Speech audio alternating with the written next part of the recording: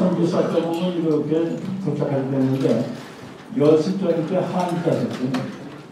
그러니까 선비라고 하는 것은 이러한 여러 가지 상상인격을 갖추고 있기 때문에 10사람 몸을 혼자 하는 것이 선비라 그래요. 그래서 여습전일 때 한자. 이건 제가 만드는 게 아닙니다. 정다산 선생의 기록에 보면은 그분은 선비는 하루 일하면은 다른 사람 열흘 일한 것을 해낸다 하는, 그래서 이러한 글이 나와요.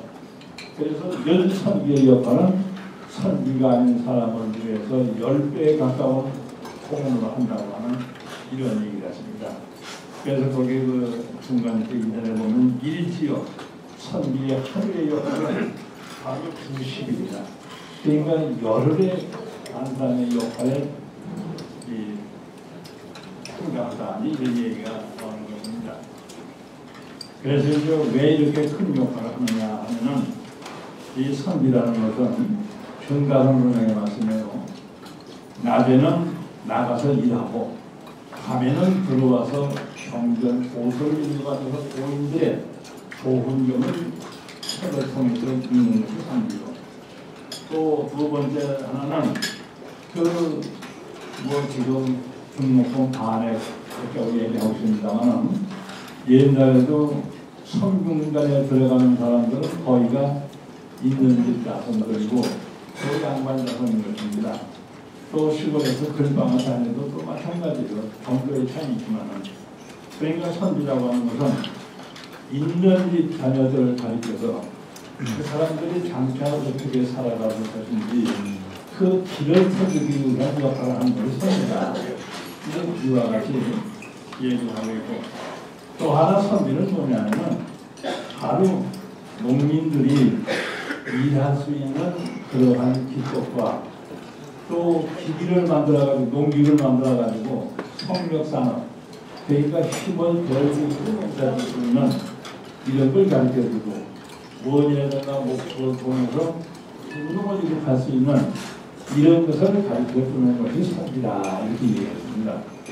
그러니까 이분은 신학자이긴 합니다만 이렇게 과학적인 접근을 했었던 것을 분명 충분히 이어보셨어요. 괜히 이와 같이 선비의 역할이라고 하는 것은 정다선 선생이 신입탐구를 위해서 계속한다고 하는 역할이 있는데 그 이전에 이미 가슴 속에는 6가지 덕목으로 무장되어 있어야 한다는 것이 전제되어 있는 것입니다. 그런데 이제 정다선 선생보다 조금 시대적으로 앞선 분입니다만 이수정이라고 하는 분은 지공 선생인데 또 대단한 분이에요. 여러분 디오게네스 하면 이렇게 대낮에 불을 뿜던 양심인을 가져준다는 찾아봤다고 하잖아요. 그래서 미친 사람이라고까지 얘기했잖아요. 이분이 바로 250년 전에 그와 같은 책을 썼어요. 그걸 경촉잡기라고 합니다. 촛불을 들고서 내가 생각한 대로 기록한다. 경촉잡기. 디오게네스와 같은 얘기예요. 그러면서 이분은 뭐라고 하냐면 사람이 가지고 있는 마음이 없는 사람 없습니다. 마음은 활력이다. 살아있는 부처다 이거예요. 그래서 그 마음이 한 번 죽으면 다시 되살아날 수 없다는 거예요. 그러니까 법법행을 한 번 하고 또 부모에 대해서 무슨 학대를 했다든지 뭐 살해했다든지 뭐 이렇게 윤리에 반역되는 일을 하면 다시는 살아날 수 없다 이거예요. 그러나 활쭉 불서라. 그러나 그 마음이 살으시면 절대 죽지 않는다 해가지고 그 마음의 그 활승이라고 하는 것을 아주 강조한 부분입니다. 아주 대단한 철학자이죠. 신학자이면서도. 그래서 이제 이와 같이 그러한 그 신학자들의 얘기를 간절해서 이렇게 봤을 적에 바로 이러한 그 선비의 기상이 어떤 것이냐 하는 것은 더 말을 나위가 없습니다. 그래서 이것이 춘추에서 말하기를 바로 이와 같은 그 선비라고 하는 것을 우리는 어떻게 봐야 될 것이냐. 그래서 어진 지도자일수록, 그러니까 희rom지도, 어진 지도자일수록 이 선비를 가까이 하는 이러한 그 습관을 가져야 된다. 왜 그러냐 하면은 선비를 가까이 할수록 바른 소리를 들을 수 있기 때문이다.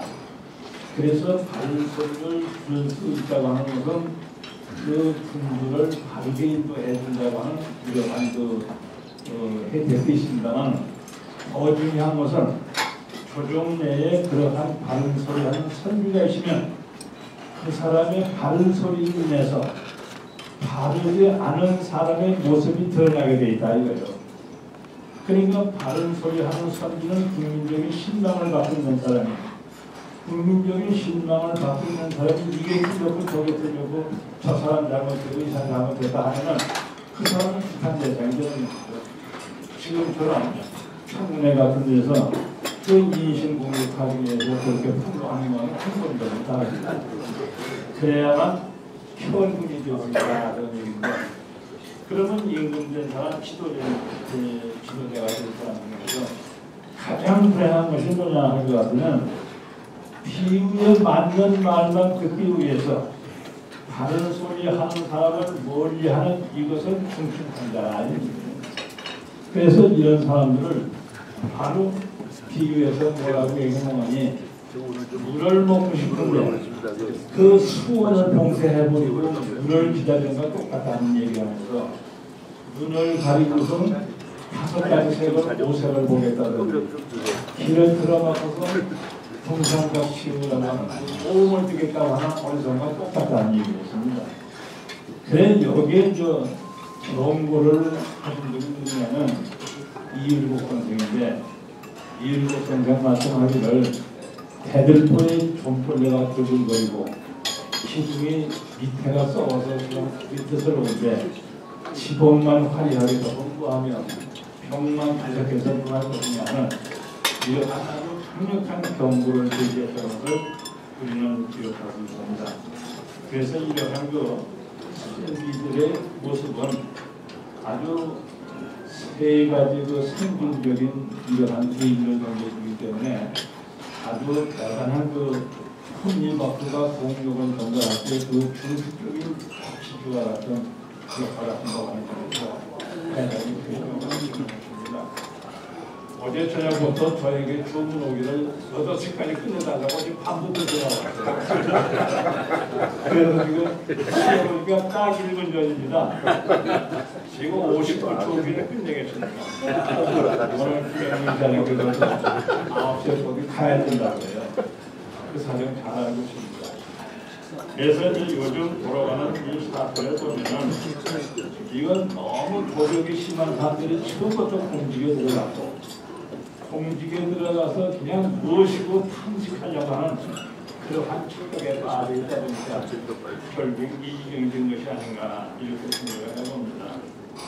그래서 옛부터 우리나라는 선비가 많기로 유명한 나라인데, 지금은 선비가 이지 않는다는 이러한 사회를 가르치니 이것이 정말인지 아닌지 의문이 풀리지 않습니다. 아마도 그 의문은 여러분께서 풀어가셔야 될 걸로 생각합니다. 감사합니다.